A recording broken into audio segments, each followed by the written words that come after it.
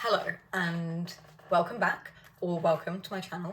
It is a new video. This one's taken a while because the project itself, I'm painting in this, has taken a while.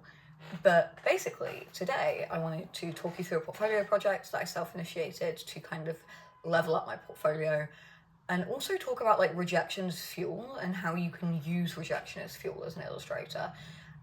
Because this portfolio project came off the back of some really harsh rejection. If you watch my last video, I got rejected by another agency, but it was basically like another 4 agencies because of the way that their application process works. So that really hurt, and I spiraled a bit, and I talked about it a little bit in my last video, that I was a bit spiraling. I was like, oh my god, I'm like a shit illustrator, I'm just never gonna make it, things like that. And I decided, instead of like wallowing in that I was going to take that rejection and that like hurt almost, that like rejection can hurt, and use it as fuel to better my portfolio. So I want to talk through that today, basically. Yeah, so into the video you go. It will be a bit chatty, but it should be fun. I hope you enjoy it. Bye. Right, so I'm refilming this because I don't know what the hell I was saying in the video that I've just looked at when I was editing it. But this is my current portfolio, or as it was when I started this project. Like, I'm pretty happy with it. I think it looks clean. I think it looks really good.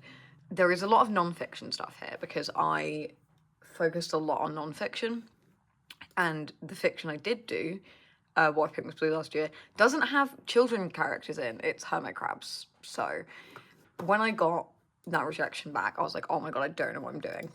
And I was like, I don't know what's wrong with my portfolio. So I spent a bunch of time watching a bunch of videos and collecting information from art directors, other successful illustrators, things like that, on like what people are looking for in a picture book portfolio, and what the sort of things they're looking for. From this, I made my like portfolio checklist. So things like clear visual narrative, kids and parents showing a range of ages, clear emotions, clear characters in action, characters interacting, sequential illustration, inclusivity, different perspectives, and showing consideration for type. And then I basically looked at my portfolio and figured out what I was missing. So a big thing was basically anything that involves kids. So what I pulled out was kids in action interacting is a big thing. I've drawn lots of people in Pride families. Obviously, you see lots of people, but they're not interacting, they're not doing things, it's more kind of static. And I've done some other illustrations. This is basically the only one that shows kids interacting together, because usually they're on their own. So kids interacting together, strong narrative. I think a lot of my stuff is non-fiction, so I wanted to show some more really strong core narrative. Things that showed character consistency and sequential illustration as well was really important, things I pulled out. Some other things, but then I made this project. These were the thumbnails for the Unexpected Picnic. The Unexpected Friendship, which is what I ended up calling it. It started as an unexpected picnic, from the idea of this like underwater picnic with everything like floating up in the water, spanned this like entire project idea for basically the bare bones of a picture book, where I would do a single page illustration, a spot illustration, a full spread, and a front cover that I later thumbnailed here.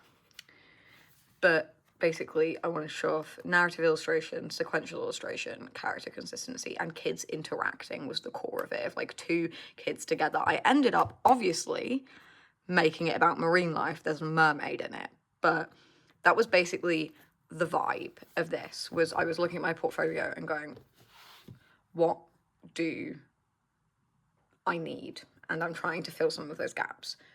Now you can jump into me painting, and you do have to listen to, well, you do have to listen to me talk, because I'm going to continue to talk while I paint, but you can jump into the project. So, as you watch me paint, I'm going to talk a little bit.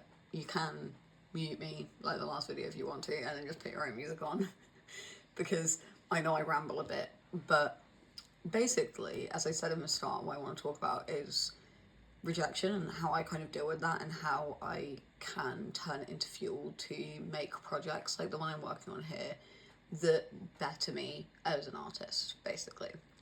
So something I want to talk about first is that nobody talks about rejection, and I get it. That makes sense. No one wants to like broadcast their failures, and that's like completely fine. But it creates this thing of, especially online and in spaces where you're not able to be very vulnerable with a lot of like artist friends or something, it creates this space of everyone is successful and everyone is always successful and you are the only one that has rejections and failures, because no one talks about their failures, and if they do, they talk about it in past tense. They talk about like past failures, and no one really talks about the sort of like it's happening now rejection things. So to make you feel a bit better about that is I am experiencing that right now, as you guys know, as I've been quite honest with, but like seriously, I have spent probably the last 3 months just getting rejected. And it really stings. Some of them sting more than others. If I really, really cared about getting a thing or really, really, really wanted something, it really hurts when I get rejected for it. And I think it's something that we need to talk about more. We need to sort of, as artists and artists in the like space of online, talk about the bad as well as the good, because it stops other people from feeling so alone. And I also think it's a really good way of like compartmentalizing failures and making something good out of it, is being able to talk about it and work through it. And what you see as a failure, someone else might see something like valuable in it that you hadn't noticed before that can be used. It's like this conversation is helpful for everyone, and I think very important.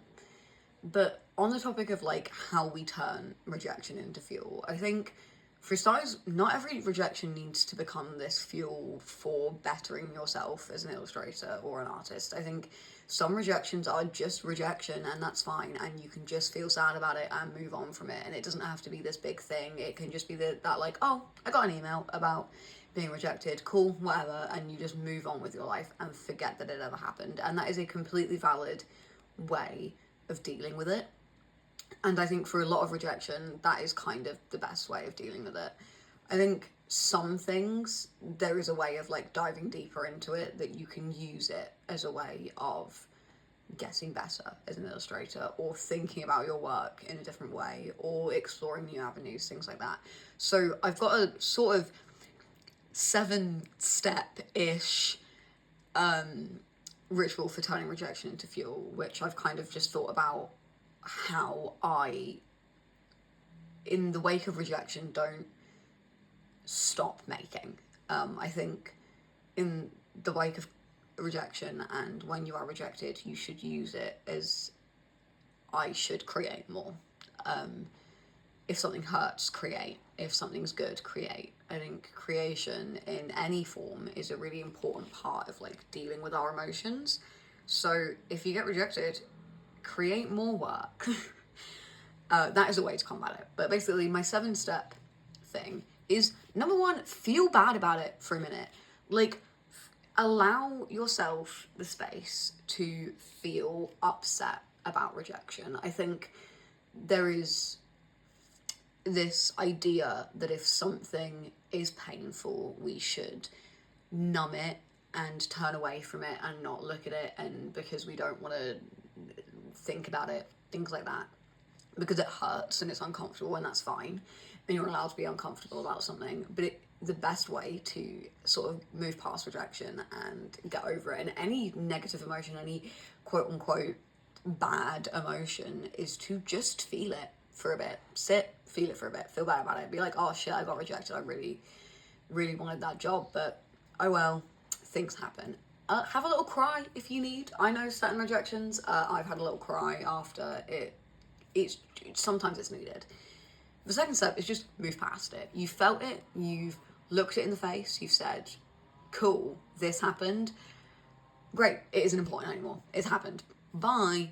And sort of move past it. I think my third step is figure out or look at why you were rejected. Sometimes in a rejection email you'll get like the why they didn't want to take you on. If not, just figure it out yourself. Look at it, figure it out, think about it.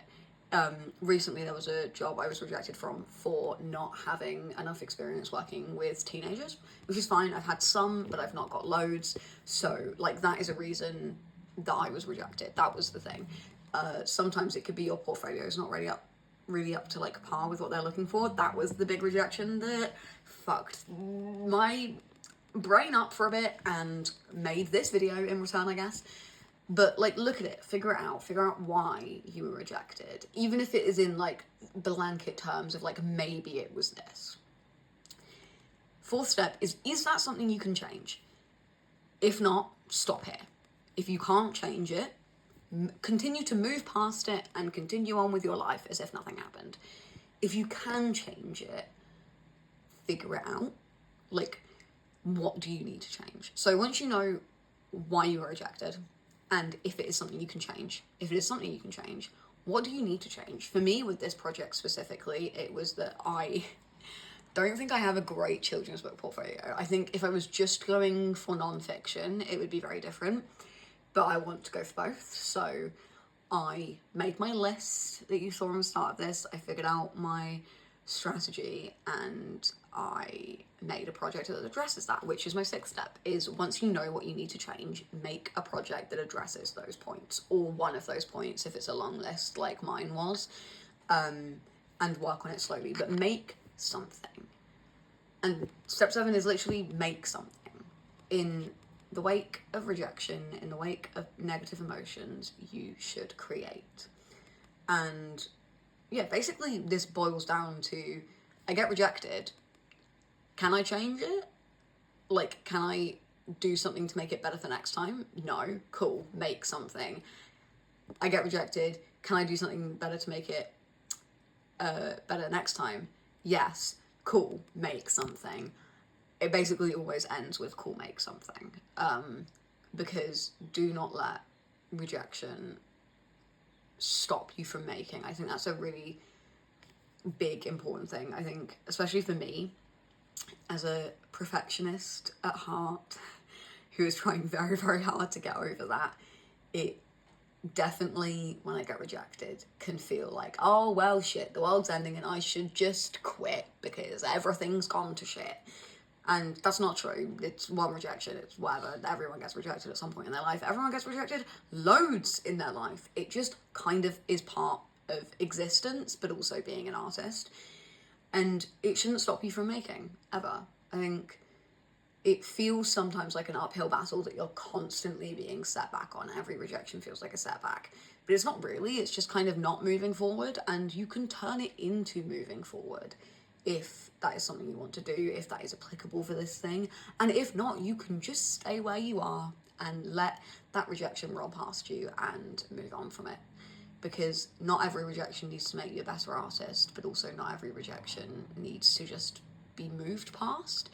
It's really, I think, about assessing what you need as a person and what you can deal with as like an emotional person in that moment.